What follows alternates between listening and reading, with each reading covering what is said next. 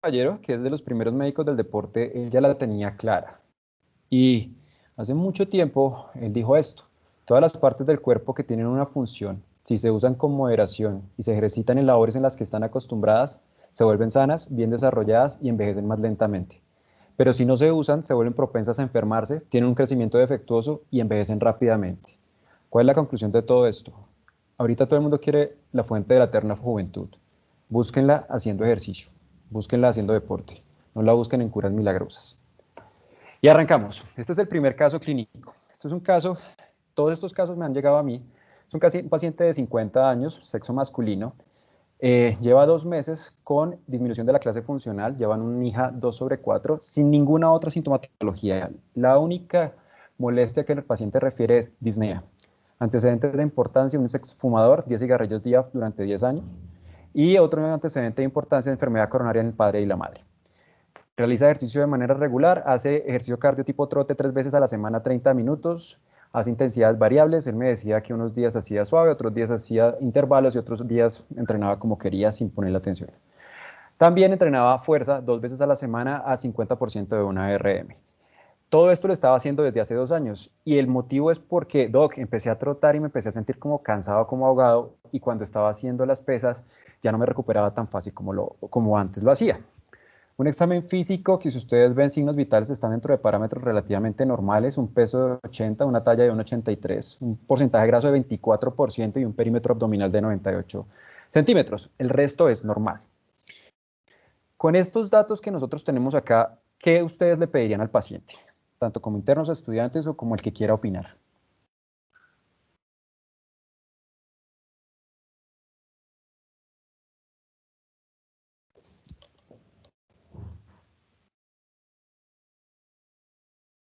Muy bien, nadie quiere opinar, entonces sigo. Sí, doctor, Pues está ah, César. ok, listo.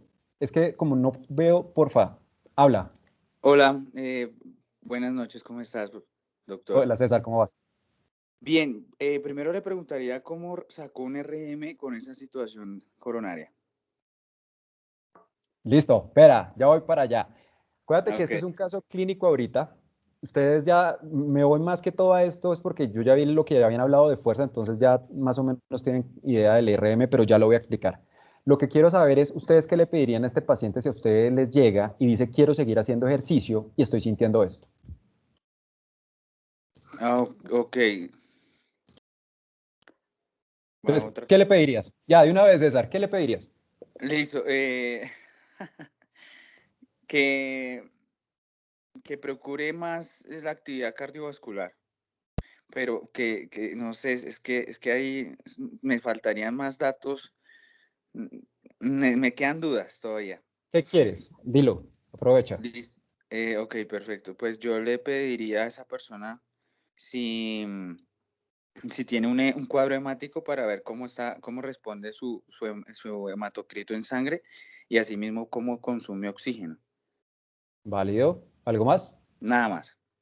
Listo. Entonces, tengo un paciente por encima de 45 años, masculino, síntomas de aumento de la clase funcional, antecedentes de fumador y enfermedad coronaria. Entonces, lo primero que le deberíamos pedir es un electrocardiograma de base, ¿cierto? Y eso se lo pedimos automáticamente. Y le pedimos los otros exámenes pensando o estudiando la causa de la disnea. Y encontramos esto. No te me vas a ir, César. Tiene un electrocardiograma que es sinusal con un bloqueo completo de rama derecha. Tiene un ecocardiograma que demuestra una fracción de eyección del 52%, una insuficiencia tricúspide aórtica leve con una presión sistólica lateral pulmonar de 15 milímetros de mercurio, una espirometría normal, perfil lipídico, hemoglobina glicosilada normal. Listo. Con estos hallazgos y el paciente te sigue diciendo, doctor, me sigo ahogando, pídame algo. ¿Qué le pides? ¿Y en qué Ok, estarías acá, sospechando? Y aquí acuérdate que él ya, quiere hacer pesas y quiere hacer cardio. ok, aquí ya tocaría mirar el tipo de el pulmón, cómo está respondiendo el pulmón a nivel pulmonar. Válido. Entonces, ¿cómo hace el intercambio gaseoso? Entonces tocaría hacer test de respiración o algún examen médico sobre eso. Válido, listo. Ahí te tengo uno. Una espirometría que es completamente normal. Se la hacen post broncodilatador, no tiene ninguna patología restrictiva, no tiene ninguna patología obstructiva, es decir, que los pulmones hasta ahora están bien. sigue con la disnea, ¿en qué le vas a sospechar? Interesante. Ajá. Estos son casos que les va a llegar a ustedes con médicos. O Sí, le va a total. llegar algún entrenador y le va a decir, venga, hermano, me estoy ahogando. No, hágale fresco, eso no va a pasar nada. No. Sigue. ¿Qué le va a pedir? Si ya el pulmón Listo. está bien. ¿Algún examen con retorno venoso para mirar si el intercambio en ese proceso a nivel venal de alguna insuficiencia o el transporte de CO2 en el intercambio debe estar fallando y por ende no se transporta oxígeno eficientemente? Listo, ¿qué le va a pedir? Uy, no, ahí sí ya. Hay un Eh, examen que es más o menos lo que tú estás diciendo, que se llama una ergospirometría, que es medir todo lo que tiene que ver con la capacidad de dióxido de carbono y consumo máximo de oxígeno y mirar eso. Totalmente válido, pero pues no nos veamos tan allá. Fácil. Vamos a pedirle algo para el corazón y hay dos maneras de pedírselo. O le pedimos una prueba de esfuerzo normalita para sí, mirar cómo responde el corazón, o le pedimos otro examen que es una perfusión miocárdica. ¿Qué le ok. pedirías vos? Aquí dice Fresco, que... César, que yo no soy profesor suyo, hágale. Profe, Ahí tenemos, Dime. está otra persona. tenemos otra mano Listo, levantada. El hágale. ¿Quién quiere Una, opinar? una prueba de esfuerzo. Buenas noches a todos. Listo. ¿Quién habló conmigo? Hugo, Hugo ¿Quién? Mayorga. Hugo Hola, Mayorga. Hugo. Listo, completamente de acuerdo, Hugo. ¿Qué esperas encontrar en una prueba de esfuerzo? Digamos la capacidad de la resistencia que tiene la fatiga. ¿Qué tan rápido se va a cansar frente a un esfuerzo progresivo? Válido, sí. Ahí lo vamos a mirar. Eso se va a decir que es una capacidad, cómo está la capacidad funcional. ¿Listo? Pero bueno, válido. ¿Qué más le vas a mirar con esa prueba de esfuerzo? Buenas Es noches. que aquí estamos dos en una misma sala. Buenas Hágale, noches. diga. ¿Cómo Mi nombre estás? es Andrea. Dentro de esa prueba de Hola, Andrea. esfuerzo, aparte de mirar esa resistencia, esa capacidad de resistencia, no solo se puede mirar esa capacidad de resistencia, sino la capacidad de recuperación que tiene, en este caso, el paciente o el caso clínico que está mirando. Y son dos puntos de partida desde los cuales podemos analizar por qué está sucediendo esa fatiga que presenta pues, con estas circunstancias o con esto que nos está mostrando, nos está diciendo. Vale, Andrea, una pregunta. ¿Tú qué esperarías encontrar en una prueba de esfuerzo si tienes un monitoreo cardíaco con un electro? ¿Cómo están los niveles, cómo están en los niveles y el manejo de esos niveles en cuanto a la frecuencia cardíaca y a cuanto sus niveles de esfuerzo frente a el gasto de El VO2 gasto, máximo? el gasto de oxígeno. Ok, es válido, sí. Recordemos que cuando uno empieza a hacer ejercicio y una prueba de esfuerzo, entonces la respuesta de la frecuencia cardíaca se está midiendo la respuesta de la tensión arterial y se están viendo los cambios hemodinámicos en un electro, ¿cierto? Cuando yo trato de pedir y la mayor, ¿cómo se le dice eso? Ya me perdí, perdóname. Uno de los motivos por los cuales uno va a pedir una prueba de esfuerzo es válido todos los que ustedes acaban de decir, pero es para mirar si hay una insuficiencia coronaria o no. Y la insuficiencia coronaria vista en un electrocardiograma tiene unos cambios, o disminución del ST o elevación del ST o algunos otros signos, ¿vale? En este paciente, ¿por qué no sería válido una prueba de esfuerzo? Es válido en el contexto del otro. Quiero mirar cómo se recupera, cómo se comporta la frecuencia cardíaca, cómo es la capacidad funcional. Válido. Puedo también sospechar en que de pronto esa disnea sea por insuficiencia coronaria con un bloqueo completo de rama derecha en un electro, muchachos. Y esto es una pregunta que es muy avanzada, pero es para que vayan aprendiendo. Y Daniel me dijo, pregunte. Sí, profe. Ahí hay otra mano levantada del doctor Pavón. Listo, Hugo. doctor Pavón. Hola, Hugo. Buenas noches, mucho gusto. Yo soy Hugo Pavón, yo ya soy médico graduado y soy residente de Medicina del Deporte ahí de la Universidad del Bosque. Estaba esperando pues que los muchachos hablaran como pues para, para ver, a ver cómo orientaban el caso, pero Sí. pues digamos yo quería como pues inicialmente hablar de, digamos como haciendo el seguimiento que usted tiene, digamos como al caso clínico, pues lo primero en esos pacientes pues es evaluar el riesgo cardiovascular, ¿sí? El riesgo cardiovascular por las diferentes escalas y así como usted lo ha mostrado. De entrada es un paciente con riesgo cardiovascular alto por la edad, por los antecedentes de tabaquismo y por los antecedentes de enfermedad coronaria. Entonces de ahí, digamos, de entrada, pues ya dentro de la evaluación preparticipativa ya se le hizo, digamos, varios estudios de los cuales pues el ecocardiograma de los que muestra usted, pues realmente es un ecocardiograma normal con una espirometría normal, y el electrocardiograma, si bien muestra un bloqueo completo de rama derecha, pues no es, digamos, como una contraindicación absoluta para una realización de una prueba de esfuerzo convencional. Pero, sin embargo, o sea, como no sabemos si el paciente realmente este bloqueo de rama derecha es nuevo o es antiguo, ¿sí? Y en el contexto que está presentando disnea, yo creo que lo más pertinente a este paciente sería hacerle una prueba funcional de imágenes, ¿sí? O sea, como una perfusión o un ecocardiograma estrés combinado con una prueba de esfuerzo, ¿sí? Pues Total. para evaluar realmente cuál cómo es o sea, cómo está la circulación coronaria y precisamente mirar si hay algún área como tal de isquemia que puede ser como el síntoma principal que está presentando el paciente. Totalmente de acuerdo, doctor Hugo. Ahí sí usted tiene toda la razón. ¿Yo por qué me iría completamente por una perfusión miocárdica? ¿Por qué? Porque si yo ya tengo de base un bloqueo completo de rama derecha y lo pongo a hacer ejercicio, lo único que va a salir es un bloqueo completo de rama derecha, en la mayoría de los casos. ¿Cómo llegaría yo a sospecharlo? Es que con el ejercicio empezara a hacer algún tipo de arritmia. Entonces ahí diría, ahí tengo una sospecha y le voy a mandar la perfusión miocárdica. Pero en este caso yo le enmendaría, lo que vos dices es una prueba de esfuerzo válida, pero también con isonitrilos para mirar esto. Sale una perfusión miocárdica que aparece una isquemia del 25% de cara anterior y un 10% de cara inferior. Eso significa que sí hay un compromiso isquémico, por lo cual se pasa al paciente un cateterismo cardíaco que demuestra una enfermedad coronaria multivaso severa susceptible de no intervención en este momento. Sale el paciente del cateterismo y le dice a usted, oiga, me hace falta hacer ejercicio. ¿Lo ponemos o no lo ponemos a hacer ejercicio? Esa es la pregunta. ¿Lo pongo a hacer cardio, lo pongo a hacer pesas o no lo pongo a hacer absolutamente nada? Pero ya más adelante vamos a llegar a la conclusión de este caso. Esto es para que ustedes se den cuenta que con un simple síntoma como disnea vale la pena empezar a hacer estudios y estudios a fondo. Y lo que dijo el doctor Hugo es completamente cierto. Ya voy a llegar a lo de clasificación de riesgo y todo esto. Pero desde 1984, este caballero Roberts, que era un cardiólogo, hizo un editorial en el American Journal of Cardiology y empezó a hablar que no existía todavía un solo medicamento en el mercado en esa época, ni en la actualidad tampoco, que tuviera un efecto hipolipemiante, antihipertensivo, que sea inotrópico positivo, cronotrópico negativo, vasodilatador, perdón, diurético, reductor de peso, hipoglucemiante, ansiolítico y antidepresivo. Y estoy hablando de 1984, donde él ya empezaba a defender el ejercicio como un medicamento, más no como una actividad normal. Y lo que vamos a hacer acá es primero diferenciar entre actividad física, ejercicio y deporte. ¿Por qué? Porque todo el mundo dicen que es lo mismo. Y actividad física, por definición, se define como cualquier movimiento que produzca un aumento del gasto energético basal. Eso ya es cualquier tipo de actividad física. Ejercicio ya es un tipo de actividad física con un objetivo ya predeterminado, que puede ser salud, puede ser lo que ustedes quieran, y deporte que ya es más de características competitivas. ¿Por qué vale la pena hacer la diferencia entre actividad física y ejercicio? Porque dicen que cualquier actividad física entonces va a ser muy saludable.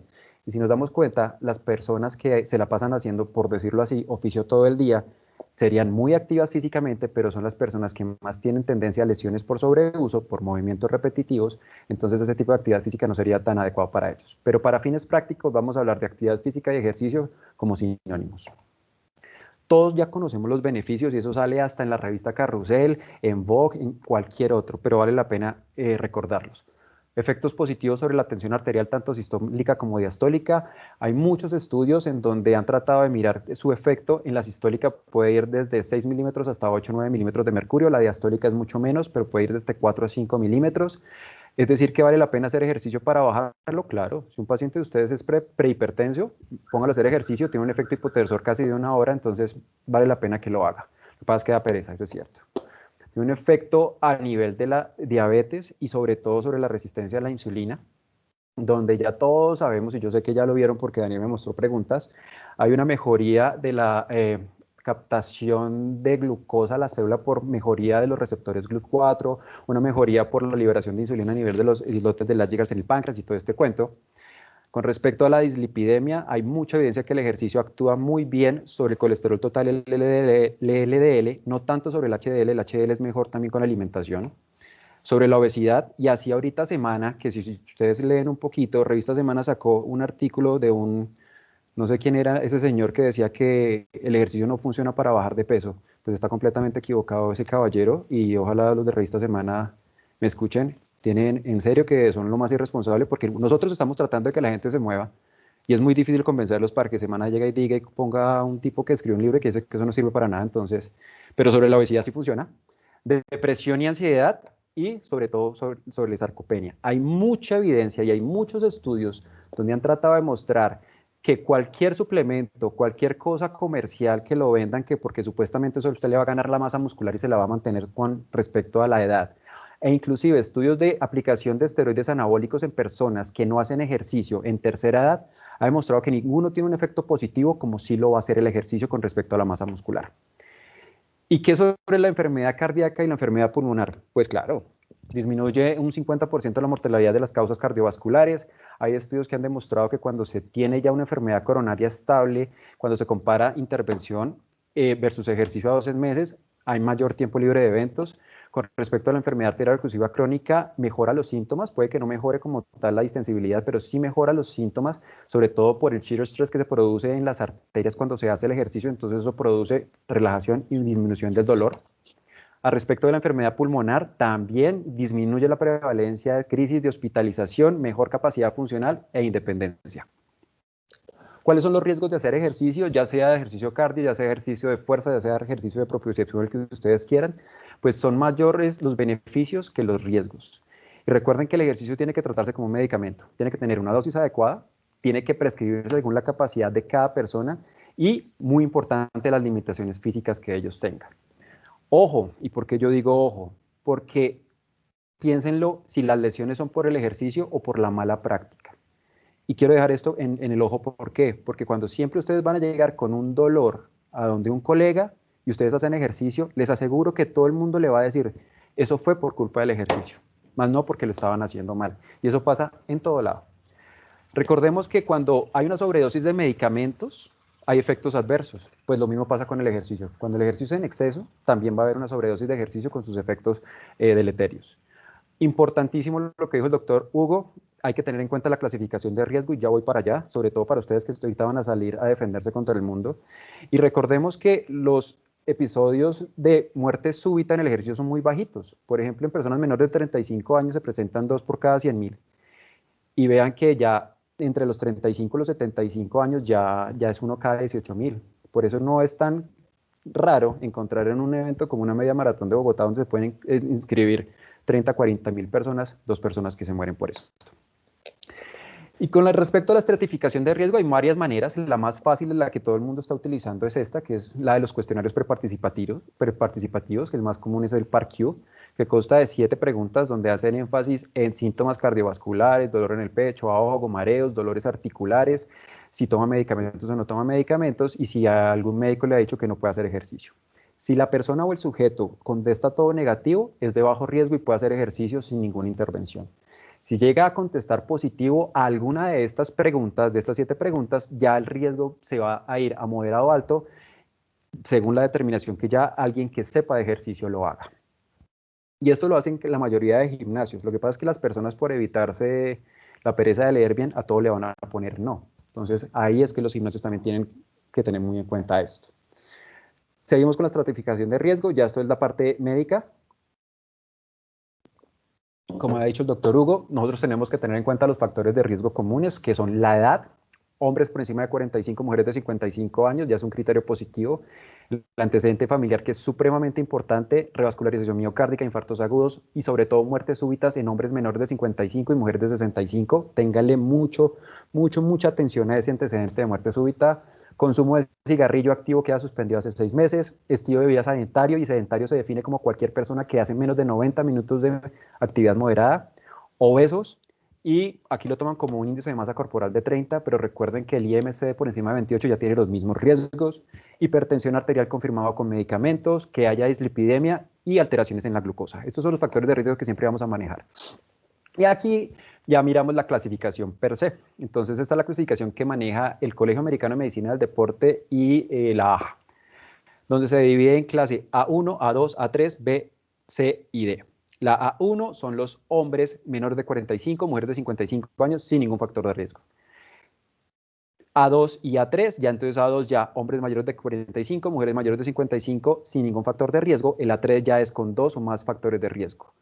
Clase B, ya hay una enfermedad cardiovascular conocida, ya hay alteración de la capacidad funcional, ya en una prueba de esfuerzo puede todavía sostener más de 6 METs y todo esto. Clase C ya es cuando hay un antecedente de 2 o más infartos, hay más compromiso de la capacidad funcional, no tolera muy bien el ejercicio, y ya la clasificación D es cuando se contraindica el ejercicio como tal.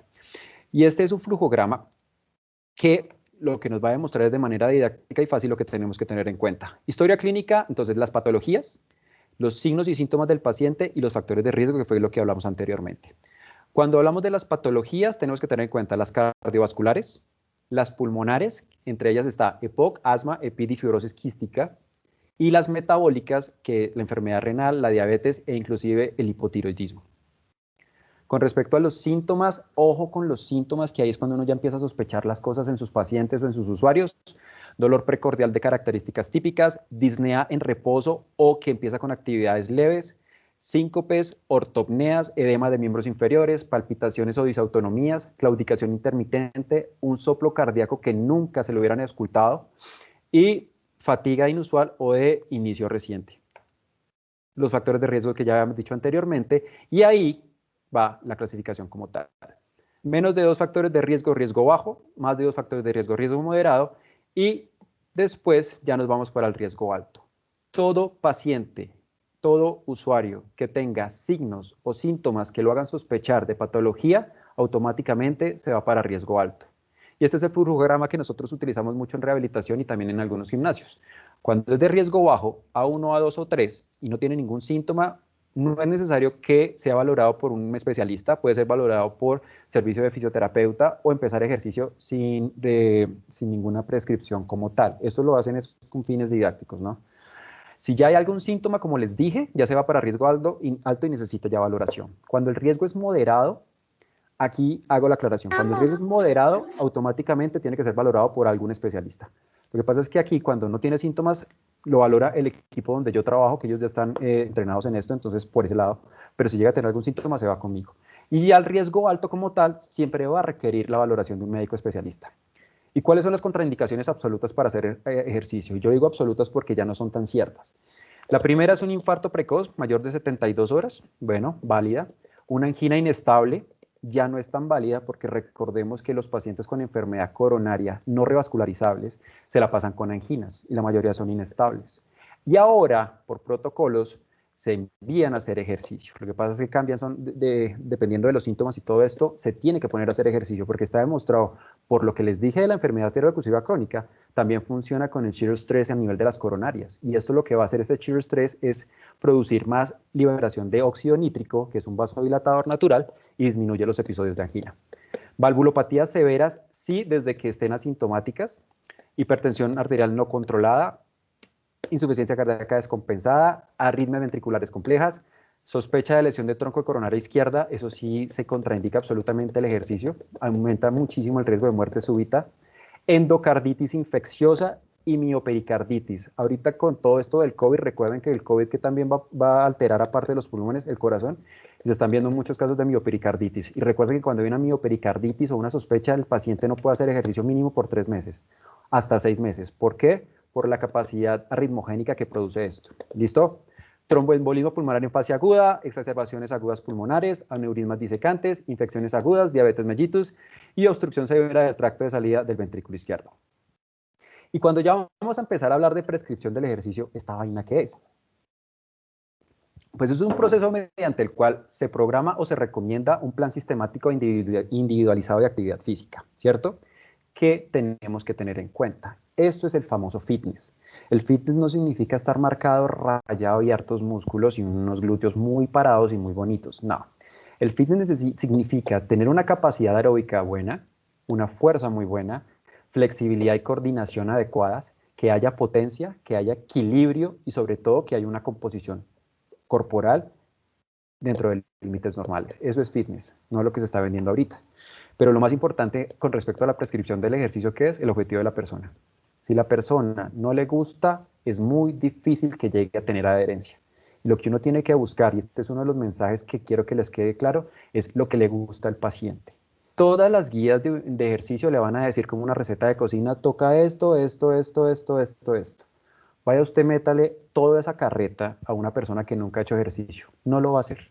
Entonces, no se desgasten, empiecen con cosas y objetivos que sean fáciles de alcanzar para la persona y búsquenle, como se dice, el quiebre a que él le coja cariño a hacer algo de actividad física. Con respecto a la prescripción del ejercicio, tenemos los principios FIT, que es la frecuencia, que significa las veces por semana que debe hacer ejercicio, la intensidad, que esta se va a dividir en baja, moderada o alta, el tiempo, que es la duración en minutos por sesión, y el tipo, que es, vuelvo y repito, es lo que le guste al paciente. Ya después usted lo va a convencer de que haga cosas diferentes, sí, para salud sí, pero tiene que gustarle al paciente.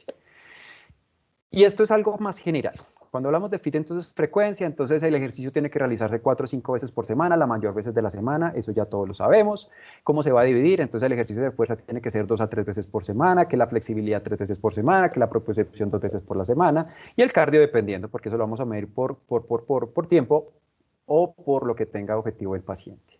Cuando hablamos de la intensidad, ya les dije, tiene que ser leve, moderada o alta. La intensidad leve sobre todo es para programas de acondicionamiento físico en pacientes con patologías. Moderada es para la población general y alta es cuando las personas tengan buena aptitud física. ¿Y cómo se mide esta intensidad leve, moderada, alta? Hay varias maneras, sobre todo cuando estamos hablando de ejercicio cardiovascular. La más común en pacientes como tal es la escala de percepción del esfuerzo o WORK, que recuerden que hay dos, una que va de 6 a 20 y la otra que va de 1 a 10, que es la modificada. O una muy común y que es la que más yo hago con mis pacientes en realidad es el walking test, que cuando están empezando a hacer ejercicio uno los pone a caminar. Entonces, doctor, es que necesito que camine a intensidad alta. ¿Qué significa alta? Que usted logre hacer una caminata a un paso rápido, que sienta calor, que empieza como a sentir que va a sudar y que no pueda mantener una conversación. Eso es alto. Moderado es que esté caminando a un paso adecuado y que pueda mantener una conversación, y leve pues si ya es un paso muy lento. La otra manera con respecto al ejercicio cardiovascular es el porcentaje de la frecuencia cardíaca. Eso ya está muy estudiado, todo el mundo va a decir, pero es que prescribir ejercicio con la frecuencia cardíaca, eso está pasado de moda, eso no funciona porque la frecuencia cardíaca es muy variable dependiendo de la edad, del género, de la hidratación, de estrés y todo eso. Sí, pero es que todavía es muy fácil conseguir relojes que midan la frecuencia cardíaca, entonces también es muy válida la frecuencia cardíaca. Tipo, bueno, perdón. Me perdí, perdón. Me perdí otra vez, gracias, ya, listo. El tiempo ya todos sabemos que el ejercicio para que sea saludable de manera cardiovascular son 150 minutos de moderada intensidad o 75 minutos de alta intensidad. Eso es lo mínimo en ejercicio cardiovascular para salud. Pero lo ideal son 300 minutos de intensidad moderada o de 150 minutos de alta intensidad por semana. Ustedes lo pueden repartir como quieran. 3 veces, 5 veces a la semana, como a ustedes les plazca. Cuando miramos el tiempo entre peso, entre fuerza y cardio, ahí ya vamos más adelante a explicar el por qué. Y el tipo, hay varios tipos: ejercicio cardiovascular, de fuerza, propiocepción y flexibilidad. Segundo caso clínico, muchachos, pues para que no se aburran. Paciente femenina de 12 años, practicante de patinaje, modalidad carreras, acude a valoración. ¿Por qué acude a valoración? Porque la mamá está súper preocupada porque el entrenador le pone a hacer muchas pesas y la va a dejar bajita. Antecedentes de la paciente: el único positivo es asma, que se trata con salbutamol a necesidad, es decir, que tiene un asma que está completamente controlada. Practica patinaje desde hace 4 años sin presentar ningún tipo de lesión. Cuando hace los ejercicios de fortalecimiento tampoco presenta ninguna lesión. No tiene ningún otro antecedente de importancia. El tipo de entrenamiento que le está colocando el entrenador son pliométricos, pliométricos con carga, es decir, la pone a hacer sentadillas y saltos y le ponen cargas a esto. Cuando yo hablo acá, hace sentadillas, leg curl, leg extension, hace absolutamente todo, y lo calculan a un 80% de una RM. Para los que no sepan qué significa 80% de una RM, es un ejercicio de mucha carga. Tiene un examen físico normal, un peso de 40 kilos, una talla de 1,55. Ahí la paciente y la mamá me dice: doctor, ¿qué hacemos con esa paciente? Muchachos, ¿ustedes la dejan que siga entrenando así, sí o no? ¿Y por qué? No. Dale, Juan Pedro. ¿Por qué? Bueno, pues en primer lugar, no me parece mal que entrenen en sí. Creo que el concepto de que se va a quedar pequeño está un poquito revaluado, pero sí me parece importante que es una paciente de 12 años entrenando 80% de la intensidad, ¿no? Que me parece difícil esperar que en primer lugar tenga la técnica adecuada para manejar ese tipo de cargas, pues que es fundamental en primer lugar. O sea, una niña de 12 años puede hacer sentadillas sin problema, pero no creo que tenga la capacidad en el entrenamiento para hacer una sentadilla con carga a esa intensidad. Y bueno, esa es como mi primera observación. No sé si está ahí. Pedro, ¿cierto? Sí, doctor Juan Pedro. Oiga, Juan, felicitaciones, hermano. Tiene toda la razón. Lo primero y lo que más le importaba a la mamá era que no fuera a quedar chiquita. ¿Y cuáles son los criterios para determinar si él se va a quedar chiquita o no? Primero, el genético. Si la mamá, como en este caso, mide unos 50 y el papá unos 60, pues ya ella con unos 55 pues, está grandísima. Y eso pasa. Entonces eso toca explicárselo a los papás. Entonces lo primero es un factor genético. El segundo factor para que un niño crezca, ¿cuál es? Que coma bien y evitar la obesidad. Porque acuérdense que cuando hay obesidad y aumento de porcentaje de graso, inhibe el otro factor, que es que duerma bien, porque si no duerme bien, no va a liberar hormona de crecimiento. Entonces, por eso es que a los niños les dicen, tiene que dormir tantas horas y tiene que ser un sueño reparador, no lo deje que juegue todas las noches con internet y computador. Es precisamente por eso, porque por fisiología, si un niño duerme, tiene más chance de crecer o no. Y el otro cuatro parámetro, que es el ejercicio. Todos estos parámetros, el que más la va a afectar a ella es la genética. Entonces, decirle a la mamá que se va a quedar chiquita por ese tipo de entrenamiento, no, completamente de acuerdo, está reevaluado. Bueno, otro parámetro que hay que tener en cuenta es el déficit energético. El déficit calórico es muy importante para el crecimiento. Si comen mal y tienen un déficit por algún deporte que practican, como por ejemplo ballet o inclusive gimnasia artística, rítmica y todo eso, ahí sí tienen tendencia a ser bajitos, pero más por un déficit energético. Y también es que por escrutinio, porque yo no voy a escoger a alguien chiquito muy alto que no va a rendir igual. Entonces eso sí vale la pena tener en cuenta. Pero lo que usted dijo tiene toda la razón. Son cargas demasiado altas para un niño de 12 años y se terminan lesionando. Y ella se terminó lesionando. Ella hizo una espondilolistesis. Terminó siendo una espondilolistesis grado 2. Entonces ahí, muy bien, compadre, tienes toda la razón. Pero jamás se va a contraindicar el ejercicio de pesas o de fuerza en niños, que quede claro. Lo que pasa es que sí toca variar mucho el tipo como se le va a hacer. Entonces, digamos, ya vamos a acabar, muchachos. Dime, Había ¿quién preguntó? varias manos levantadas de Hugo Yesid Mayorga o de Néstor. Dale, Hugo. ¿Quién quiere? Hágale, opinen. Bueno, otra parte, aquí Andrea, otra parte, digamos, importante que hay que tener en cuenta es el desarrollo de las capacidades y las habilidades motrices y que tienen unas etapas de desarrollo y una funcionalidad y una manera de ser. Entonces, cuando hay etapas aún presentes de desarrollo en niños, por ejemplo, de 12 años, todo ese tipo de sobrecargas van a tener que, o sea, van a repercutir en los patrones básicos de movimiento, ¿cierto? Porque tenemos unas cargas muy elevadas y claramente todas las regiones y los segmentos corporales están sobreprogramados. Entonces eso va a generar muchas más lesiones, menos rendimiento en cualquier tipo de actividad, deporte o disciplina y además, pues claramente pueden generar lesiones. De acuerdo. Hugo, ¿qué dices?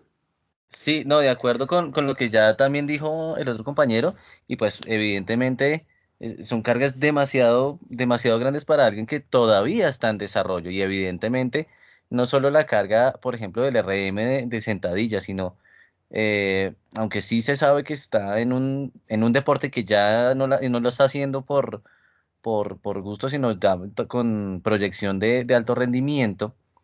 Eh, Esto sí o sea, el bajo peso, pues no solo es, quizá puede que no sea por el entrenamiento y que los otros factores están bien, simplemente está en su fase de desarrollo. Seguramente en un par de años, sobre los 14 ya un poco más madura a nivel biológico, sus estructuras y su sistema locomotor esté mucho más fuerte y más desarrollado. Por consiguiente, seguramente en ese momento no solo tolerará unas cargas adecuadas, más elevadas de las que requeriría en esta etapa de su desarrollo biológico a los 12 años.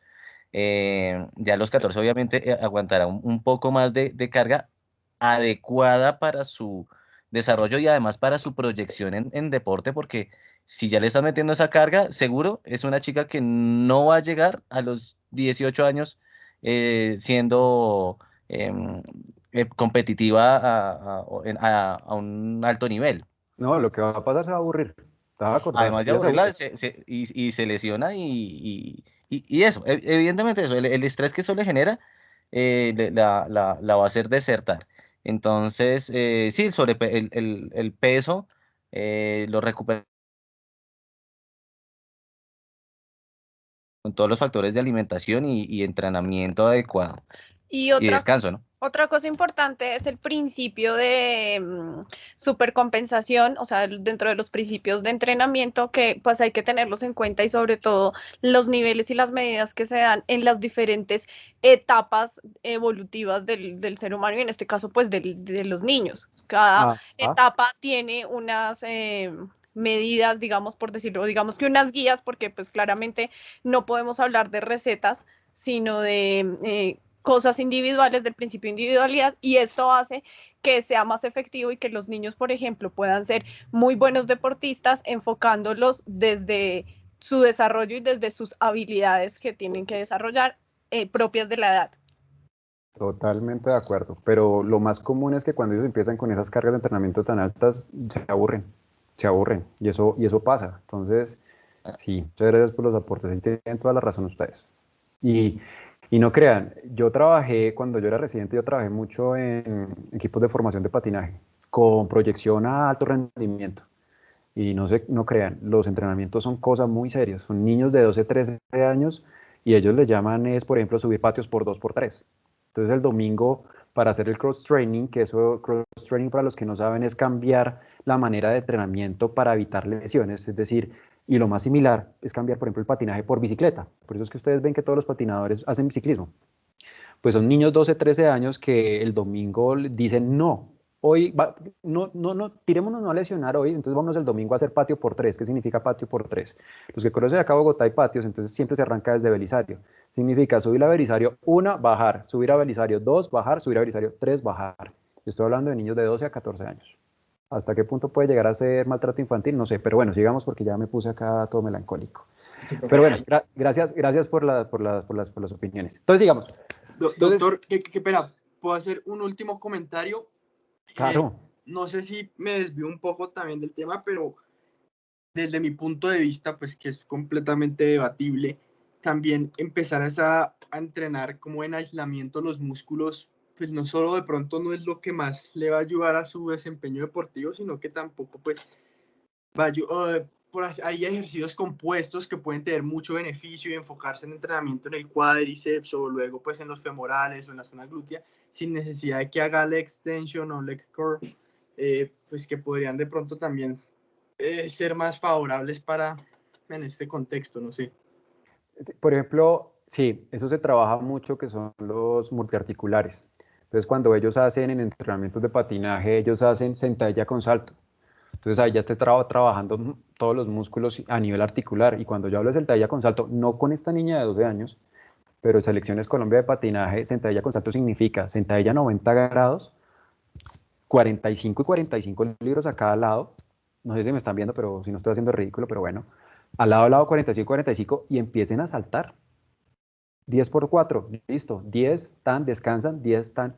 No crean, esa masa muscular no es solo magia, eso sí es mucho entrenamiento. Entonces es que, y tratan de traspolar los grandes a los chiquitos. Entonces ahí es cuando uno dice, bueno, pero bueno, muchachos, digamos porque Daniel debe estar acá sufriendo y está quedando dormido. Listo, prescripción de ejercicio de fuerza como tal. ¿Cuáles son los parámetros funcionales que tenemos que tener en cuenta con la fuerza? Pues el ejercicio de fuerza. Primero, como tal, la fuerza, qué redundancia, pero bueno. ¿Y cómo se define la fuerza? Que es la capacidad de un músculo de ejercer tensión contra una carga durante una contracción muscular. Eso ya lo habían visto ustedes. El endurance o la resistencia, que es la capacidad que tiene cada músculo de realizar contracciones repetitivas con cargas bajas durante tiempo prolongado. Y la potencia, que es la aplicación de una fuerza máxima en el menor tiempo posible. El ejemplo del anterior de squat jump con carga, trabajan en endurance y potencia. Es impresionante. Usted no se imagina cómo ver esa gente cómo trabaja, es otro mundo. Pues a los que hicimos medicina deportiva es excitante todo esto. Sigamos. ¿Cuáles son los beneficios que son un poco mayores cuando se compara con el ejercicio cardiovascular? Primero, ahí está el cuento que todo el mundo está hablando ahorita del metabolismo activo. Yo siempre en mis charlas voy a decir que no existe ni un medicamento, no existe ningún alimento, por más que pique o por más que produzca lo que sea o que haga sudar, que produzca que el metabolismo se active. La única manera que hacer que el metabolismo se active se llama el ejercicio y sobre todo el ejercicio de fuerza. ¿Por qué? Porque así mismo como se hipertrofia la masa muscular, también se empieza a hipertrofiar y a mejorar la funcionalidad de la mitocondria. Y ustedes acuérdense qué es lo que produce toda la energía en nosotros. Ahí está la mitocondria. Entonces, si yo tengo una mitocondria que funciona 24/7 con muy buena calidad, pues ahí está su metabolismo activo. No existe nada más. Eso no le busquen por otro lado. Y por eso es que ahorita las teorías de que tanto cardio en algún momento lleva a llegar a que el metabolismo se inactive porque se está perdiendo la masa muscular, tienen toda la razón y por fisiología uno lo saca. Entonces, cuando a sus pacientes les dé por hacer un déficit calórico severísimo, métanles pesas, bueno, no pesas, perdón, métanle trabajo de fortalecimiento muscular. Eso es obligatorio, o si no, se les pierde absolutamente todo. Y acuérdense que lo más metabólicamente activo se llama el músculo, y si perdemos el músculo, después para ganar la masa muscular es un camello. Perderlas así y ganarlas es muy difícil. Entonces, ¿mejora el metabolismo? Sí. Segundo, lo que ya habíamos dicho antes, no existe ninguna vaina que produzca aumento de fuerza y aumento de masa muscular o hipertrofia como el ejercicio de fuerza. Además, y esto es súper importante, en personas de la tercera edad disminuye la tendencia a caídas. Tener masa muscular mejora la propiocepción, mejora la fuerza y nuestros adultos mayores se van a caer menos. Y cuando uno ve esta gráfica dice, miércoles, ahí está para la artrosis. Pues no, no funciona para la artrosis como tal.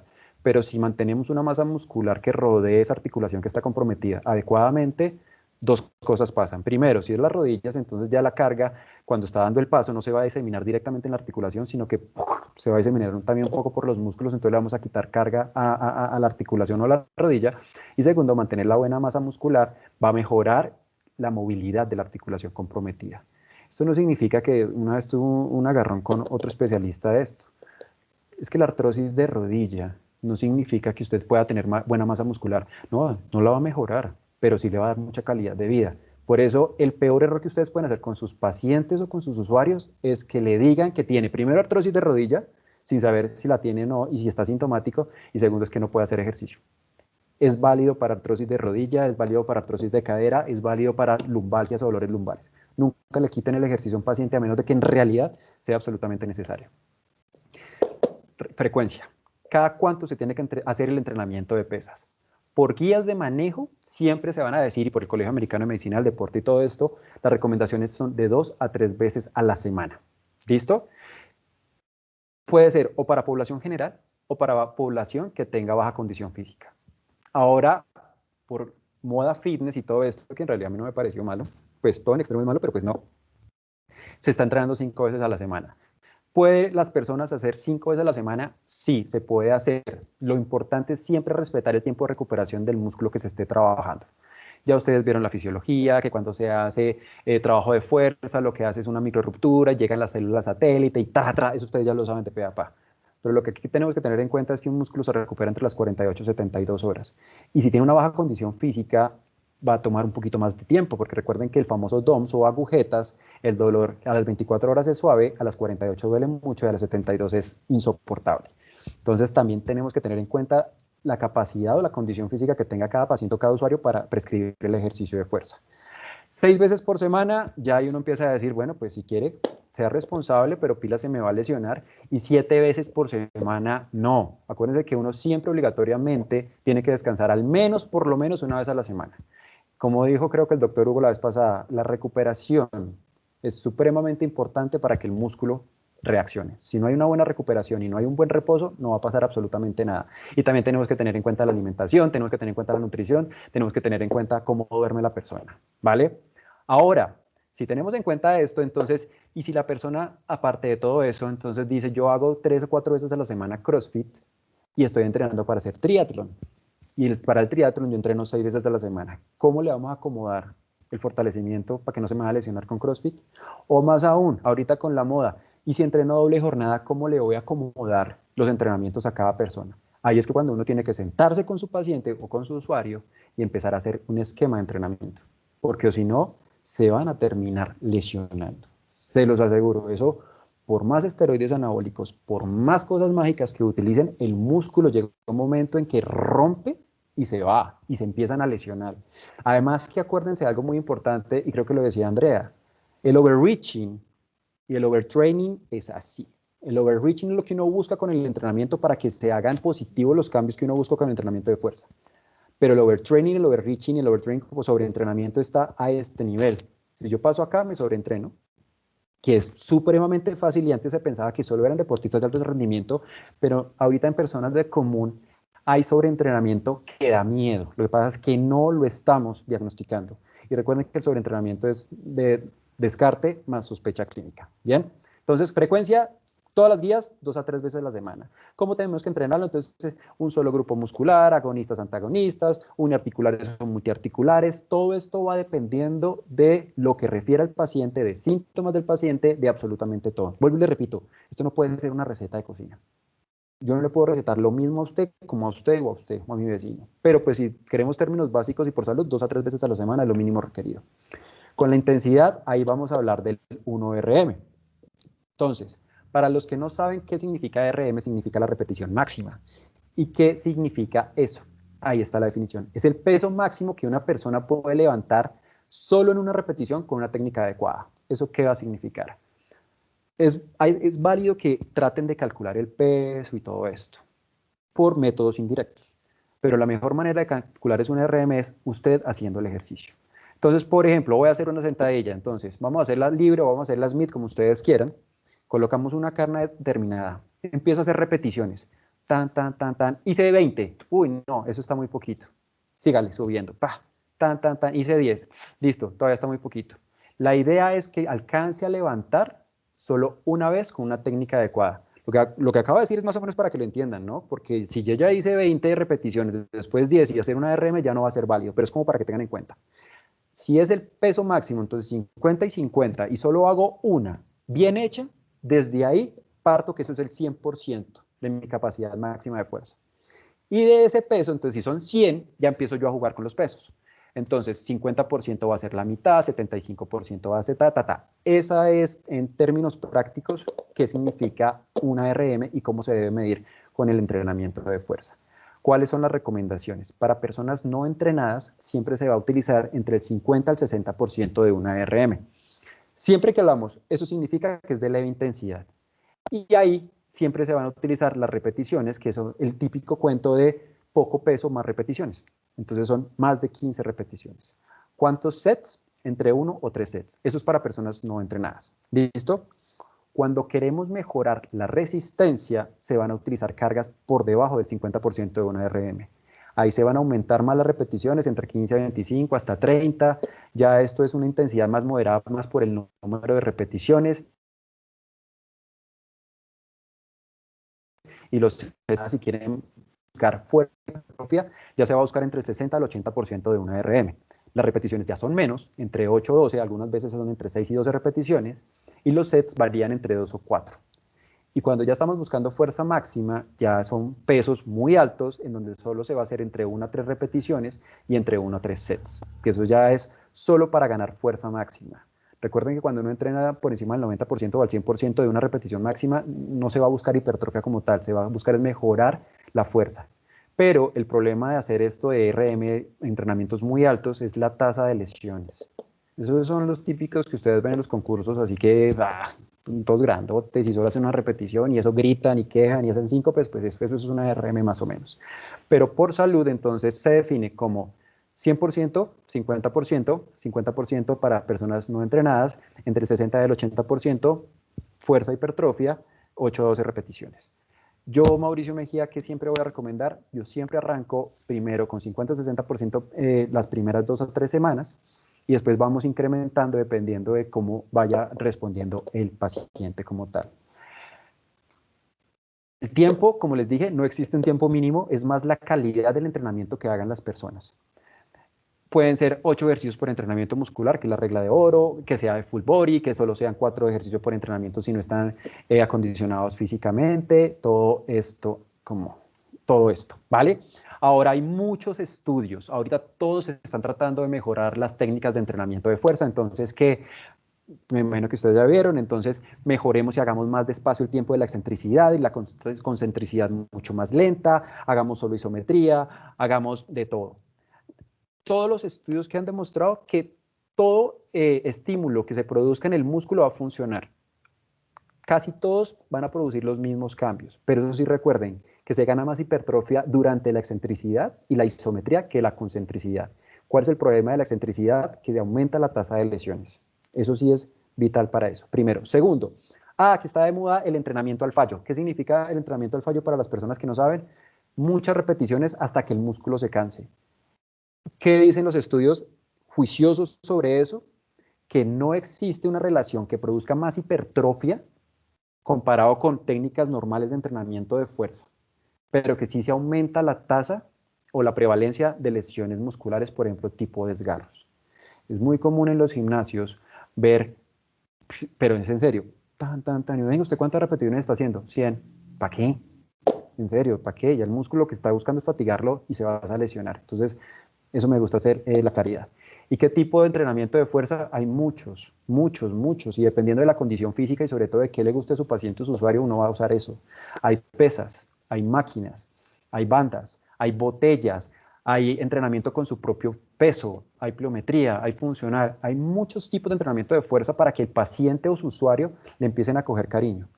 Consejo, estos son solo consejos. Un paciente, pregúntenle si le gusta ir al gimnasio. Si no le gusta ir al gimnasio, no lo traten de convencer a la primera vez, porque no va a ir.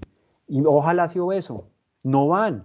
¿Y por qué los pacientes obesos no van al gimnasio? Porque no hay nada más cansón que ir a un gimnasio, problemas uno de peso, va todo motivado y lo único que ve es la persona de allá a la derecha tomándose fotos así grande, todo el mundo mostrándose el abdomen. No, eso es muy narciso. Y pues uno con problemas de sobrepeso y uno pues, gordito, pues no le va a gustar. Entonces traten de convencer a cosas que le guste a su paciente.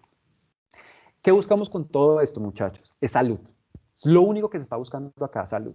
Ya que tenga el objetivo de marcarme, de hipertrofiarme más y que todo esto cuento, ya eso es otro cuento completamente diferente. Pero ya para terminar, ¿qué debo ustedes cuento? Me interrumpo, que me preguntaba si podía hacer como dos comentarios. Claro. Bueno, digamos que el primero, que cuando su merced hablaba de la evaluación del RM, y pues usted ahorita también nos estaba hablando del entrenamiento de fuerza por el peso corporal. Una forma de sacar el RM es la mayor cantidad de repeticiones que haga esa persona sobre X ejercicio. Por ejemplo, una flexión de brazos, uno pues para evaluar su RM dice como, bueno, vamos a iniciar a hacer la mayor cantidad de repeticiones de flexiones de brazo, y partiendo de eso pues se hace la planificación del entrenamiento. Sí, señor. Y otro punto que también quería mencionar, y pues quería saber también su opinión, es que muchas veces el índice de masa corporal no se toma como un parámetro directamente relacionado con la obesidad, porque muchas personas, bien sea por su somatotipo, bien sea por su entrenamiento, bien sea por la razón que sea, muchas veces al tener mucha masa muscular, muchas personas al tener bastante masa muscular, su índice de masa corporal les va a direccionar sobre sobrepeso u obesidad. Y pues si nosotros nos hacemos un estudio, bueno, sí, yo creo que la palabra sería estudio de su composición corporal en general, pues nos vamos a dar cuenta que su índice, que su porcentaje de grasa va a ser muy bajo, pero su índice de masa corporal estaría en un estadio de sobrepeso u obesidad. Entonces, pues yo creo que lo mejor para ese tipo para definir o saber si realmente hay un estadio de sobrepeso u obesidad es tomar una composición corporal general por medio de impedancias o por medio de antropometrías. Sí, señor, completamente de acuerdo. Nosotros en medicina del deporte no tenemos solo el parámetro de índice de masa corporal. Para nosotros hay dos cosas que están muy obsoletas que hay que tener muy en cuenta. El índice de masa corporal, que igual toca tenerlo en cuenta, y el otro es el peso. Porque el peso para mí es una falacia. Pues yo no voy a pesar lo mismo en la mañana, en la tarde, en la noche. Si yo me tomé 2 litros de agua, pues voy a pesar más de 2 litros a la vez. Entonces es más como no es tan aliciente para los pacientes si no les gusta verse en el peso. Entonces yo por eso les digo a los pacientes no me pesen. Pero con respecto al problema de sobrepeso o obesidad en los pacientes, sí, toca tener en cuenta el índice de masa corporal, sí, porque es una regla. Algo más fácil, toca tener en cuenta, ¿saben qué? Miren el perímetro abdominal. Facilito, facilito, facilito. Usted puede tener toda la masa muscular que quiera. Si usted tiene un perímetro abdominal de 92, nada, musculoso gordito. Eso sí, por ahí es. Y lo otro que hay que tener en cuenta, sí, porcentaje graso. Yo como tal tengo muy en cuenta porcentaje graso y perímetro abdominal. Son dos cosas que siempre van a ir de la mano, siempre. Tómelo como quieran, por bioimpedancia, por pliegues, por resonancia magnética, por lo que ustedes quieran. Pero como tal, para sobrepeso, obesidad, sí. Vuelvo y repito, hay muchas personas que hacen muchas pesas y ya, hipertrofiados y todo. Una cosa es ser hipertrofiado, otra es tener un porcentaje de grasa elevado. Es muy raro, listo, con sobrepeso, pero es muy raro el paciente, a menos de que mida unos 50 y esté así de grande, que un IMC por obesidad. Da siempre sobrepeso y es totalmente válido, entonces ahí uno mira qué tanto grasa tiene eso. Pero sí, lo que dijiste, sí. Y la otra manera de sacar el RM, sí, también es completamente válida. Entonces, continúo. Como les decía, ¿y qué buscamos con todo esto? Salud. Pero bueno, ¿y qué pasa con las personas que están completamente desacondicionadas físicamente o salen de una UCI o estuvieron con COVID o que se infartaron y todo esto? Entonces, ¿no los vamos a dejar hacer ejercicio? Pues, con respecto al primer caso, que era un paciente relativamente joven, lo digo joven pues porque yo casi ya estoy llegando a esa edad, y pacientes que estén desacondicionados físicamente, uno prefiere no enviarlos a un gimnasio y tampoco va a preferir ponerlo a hacer ejercicio por su cuenta. Ahí es cuando empieza lo que se llama los programas de rehabilitación. ¿Y por qué quiero hablar de esto? Porque quiero que conozcan sobre qué es rápidamente un programa de rehabilitación cardiopulmonar. Eso es un programa donde hay una intervención multidisciplinaria, hay médico del deporte, hay terapeutas, hay fisioterapeutas, hay nutricionistas, hay absolutamente de todo, donde nos basamos en valorar al paciente, sesiones de rehabilitación e individualización. ¿Y qué tenemos en cuenta? El entrenamiento físico, la educación y modificación de hábitos de estilo de vida. ¿Listo? Es importante demostrarle a los beneficios a los pacientes para que haya adherencia a largo plazo. Es lo mismo que ustedes tienen que hacer con sus pacientes cuando les estén prescribiendo ejercicio, sea el que sea. Lo va a mejorar. Doctor, es que llevo 4 semanas y no siento que he bajado un carajo. O llevo 4 semanas en que no veo un músculo. No me preocupe, mi amor. ¿Usted cuando empezó se ahogaba? Sí. ¿Ya se ahoga? No. Ah, listo. Entonces vamos bien. ¿Cómo le está quedando la ropita? ¿Más sueltica o no? Sí. Entonces vea que va muy bien. ¿Cómo está su estado de ánimo? ¿Mejor? Uy, sí, doctor, ya me siento mucho mejor. Perfecto. Demuestre a su paciente que lo que está haciendo lo está haciendo bien. O si no, se va a desanimar y no va a continuar. Fácil. ¿Está durmiendo mejor, mi amor? Sí. Ah, bueno. Entonces eso es el ejercicio. Entonces esa es la idea también y lo que nosotros hacemos en los programas de rehabilitación pulmonar. Hay varios tipos, cardíaca, pulmonar, inclusive ya rehabilitación metabólica para pacientes obesos con factores de riesgo elevados, que es preferible tener una supervisión del ejercicio como tal. Todo se va a dividir si es cardíaca, si es pulmonar, los objetivos y todo esto. ¿Y qué es tan fácil? Que no se necesita una maquinaria muy grande, se necesita es un grupo que sea juicioso en la prescripción del ejercicio, que sea juicioso en la ejecución de los ejercicios. Y vea que esto es un ejemplo de lo que nosotros hacemos, por ejemplo, en una de las IPS que yo trabajo, que es clínicos. Es pacientes de diferentes edades, cada uno tiene una patología diferente y se va a prescribir con cargas diferentes, se va a escribir ejercicios diferentes dependiendo de lo que presenten o no presenten.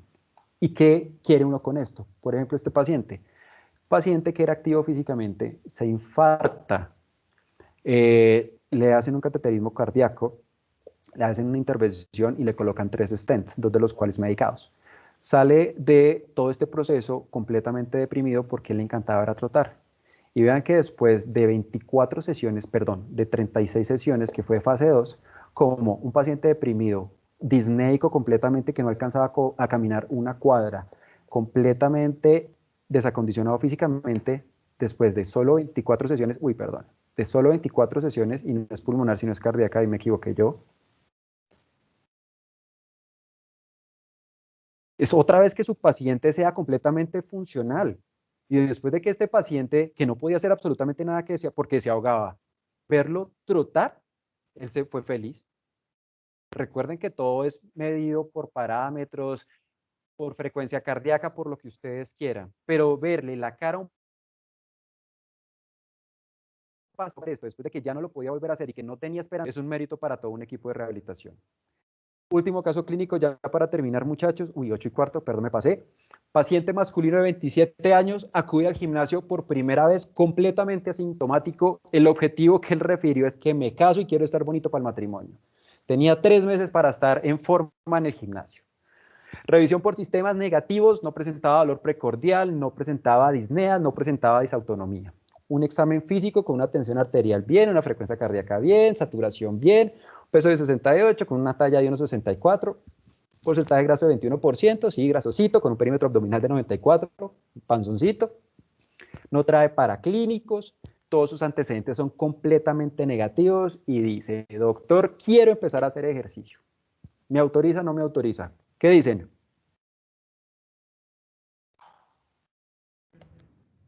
Sí.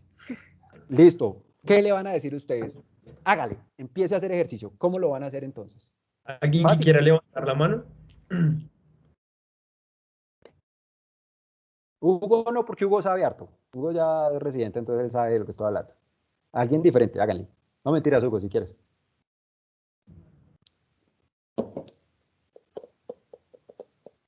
Listo, Hugo, dale. Hacerle primero unos test de entrada para poder hacer la dosificación posterior de los ejercicios tanto de fuerza como de resistencia. Muy bien. ¿Alguien más? ¿Le pedimos algún examen? ¿Le pedimos algo o no? Cuestionarios de preparticipación. Listo. Todo fue absolutamente negativo. ¿Qué más? Consentimiento informado. Válido. Completamente válido. ¿Algo más? Laura Lorena. Hola, yo primero le haría un examen, un electro de pronto porque tiene un perímetro abdominal bastante alto. Válido, Laura. Válido y voy a tener en cuenta esa opinión. ¿Alguien más?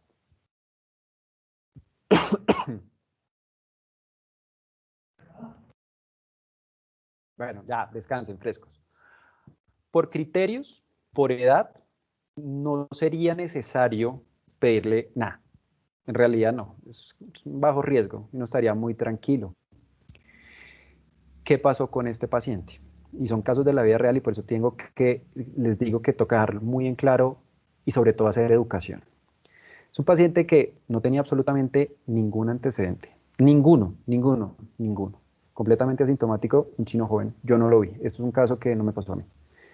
Este caballero, tercera, cuarta sesión, no, sí, como cuarta, quinta sesión de entrenamiento, pues como estaba panzoncito, alguien se le acercó en el gimnasio y le dijo, venga, esa grasa usted está flaquito, fresco, yo le ayudo, venga, entrenemos, juiciosos, y tómese este quemadorcito de grasa, fresco. El chino se toma eso, bueno, todavía no lo pongamos así, vas así. Alguien le dijo, tómese algo, se tomó algo, y nos hizo una muerte súbita en el gimnasio y se murió. Llega la fiscalía, ustedes saben que eso es divino porque 27 años, vuelvo y repito, gracias a Dios, no me tocó a mí. Llega la fiscalía, se hace el levantamiento y todo eso, cogen la historia clínica y todo negativo. ¿Qué pasó con este chino? Ponen a mirar las cámaras, llega este caballero, llega al gimnasio, se mete a los lockers a cambiarse, saca un tarrito del locker, se mete sus 2 pastillitas y se subió.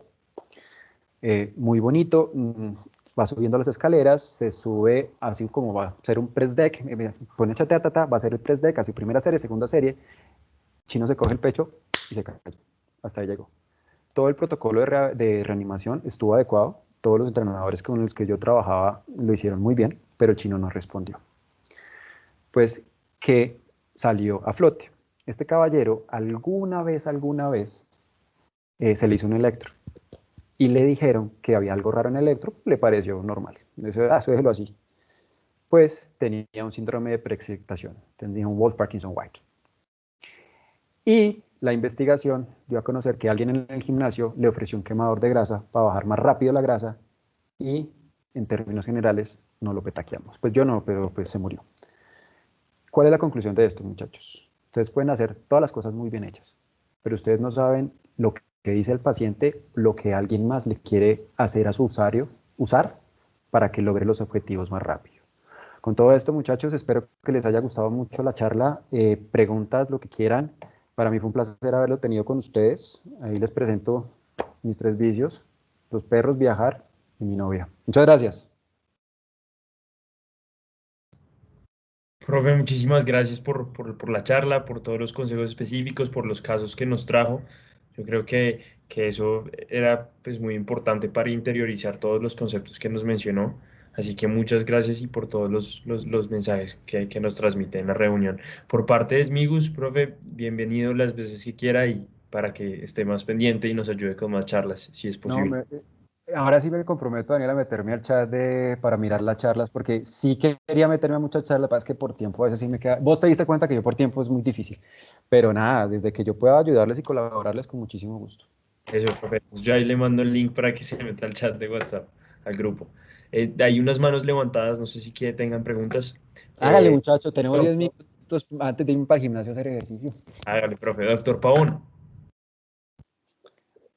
Listo, Daniel, muchas gracias. No, pues primero que todo, pues agradecer al profe, me pareció excelente la charla, realmente pues muy práctica para el nivel académico que estamos manejando, inclusive para también nivel de residente me pareció, digamos, adecuada y le agradezco de antemano. Y mi pregunta iba más dirigida es, pues realmente ya en el ámbito del fitness, profe, ya digamos en su experiencia, un paciente sano, o sea, realmente sanos dentro, digamos, la valoración preparticipativa, digamos, normal. ¿Cómo usted hace esa monitorización específica digamos, del ejercicio, del entrenamiento de la fuerza para disminuir el riesgo de lesiones? Digamos, como qué es lo más práctico. Uno sabe, pues, que, digamos, en el alto rendimiento uno encuentra, digamos, como miles de mediciones, cinemáticas, plataformas de fuerza, saltos contra el movimiento, bueno, etcétera. Pero, digamos, en el ámbito del fitness, digamos, de una manera práctica, ¿cómo podemos objetivizar o monitorizar ese entrenamiento específico de la fuerza? Con pruebas, por ejemplo, pruebas físicas. Cada 6 semanas hacerle pruebas físicas, que sería pues lo más costo efectivamente hablando barato. Igual vos sabes que en alto rendimiento uno tiene para clínicos CPK y todo esto para mirar cargas de entrenamiento, pero pues a veces no es tan fácil que los pacientes lo lleguen a hacer. Pero la mejor manera es con pruebas físicas y estar encima de su paciente. Y algo que es muy importante, y eso sí hay que darlo en claro, uno tiene que rodearse de gente que trabaje con uno, entrenadores que sean supremamente responsables y que le digan a uno, oiga, doc, venga que este paciente está así, así, así, así. Listo, ahí empezamos a cambiar y miramos si está funcionando o no está funcionando. Eso con respecto a fuerza. Ya también si quiero mirar los parámetros si está creciendo, pues con mediciones. Es decir, hay muchas cosas por hacer.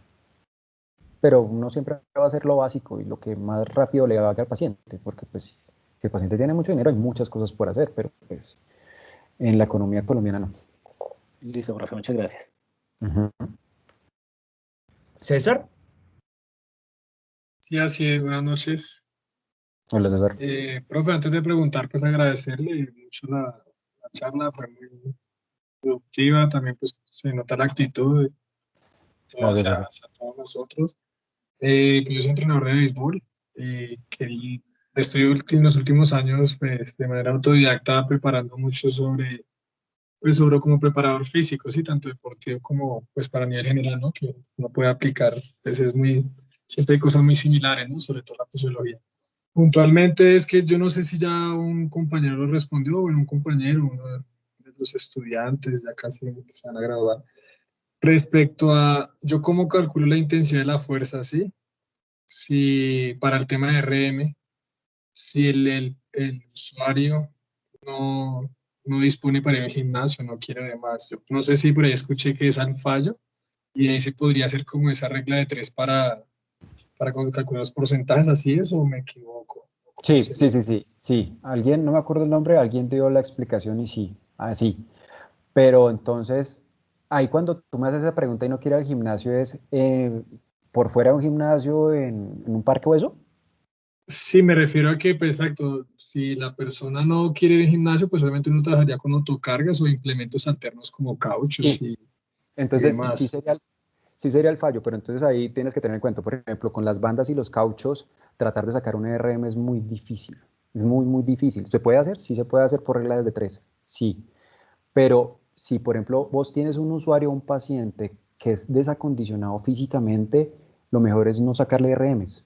Yo sé que es el gol estándar y todo este cuento, pero ahí uno empieza a calcular más o menos, si usted ya está viéndole al menos la cara al paciente y ya ve el esfuerzo, ya uno empieza a calcular, es más, no tan objetivamente, sino más subjetivamente. Sí, claro. Esa como tal sería más mi recomendación. Ok, exacto, cuando no es entrenado. Y cuando sí es entrenado, se le podría hacer entonces este RM al fallo, me imagino que con ejercicios multiarticulares, que es lo más conveniente, ¿cierto? Sí, sí, sí se puede, sí se puede. Pero pues cuando yo estudié residencia por allá en el biomédico y todo este cuento, nosotros sacábamos el RM era directamente y no el fallo, porque es la mejor manera. Es más directo y más objetivo. Pasa es que tú ya tienes que conocer a tu deportista, ¿cierto? Entonces tú dices, no, este berraco está levantando 100 libras. Entonces lleva 4 semanas de entrenamiento, vamos a colocarle de una vez, vamos a tratar de hacer el RM a 4 o 5 semanas para calculárselo otra vez. Acuérdate que toca hacerle, pasa es que esto suena muy bonito, pero esto toca hacerle seguimiento cada 4, cada 5 semanas para mirar la fuerza si ha cambiado o no ha cambiado, porque el RM que tuvo 6 semanas antes no va a ser el mismo RM de 6 semanas después. Entonces, Sí, claro. es más difícil, pero en alto rendimiento sí somos súper psicorrígidos con ese cuento. Además que hay ahorita en alto rendimiento, entonces ya está el estudio de biomecánica, entonces mira que lo está haciendo bien y ya eso es otro mundo. Pero pues con usuarios normales, el consejo, el que más te va a dar es no le saques el RM, más bien calcúlaselo si son muy desacondicionados. Y si ya lo Vale. conoces, pues ahí sí hazlo. Ok, profe, gracias.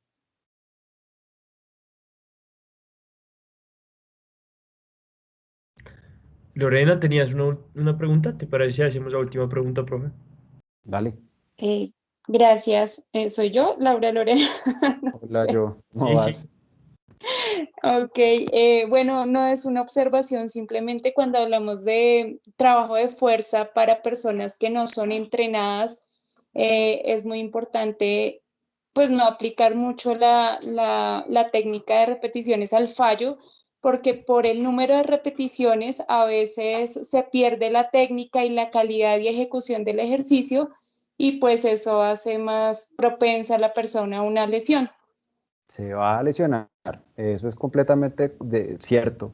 Además, si la persona está desacondicionada físicamente, le haces fallo, vean, y si no se lesiona, a las 72 horas él no va a volver a entrenar con ustedes nunca, porque las agujetas no se las va a aguantar absolutamente nadie. Entonces, por eso es lo importante saber a quién se le va a hacer las pruebas. Sí, básicamente esa era como mi aclaración. Mm. Y en especial hablar mucho con respecto a la técnica de ejecución del ejercicio, que es Sí, supremamente clave.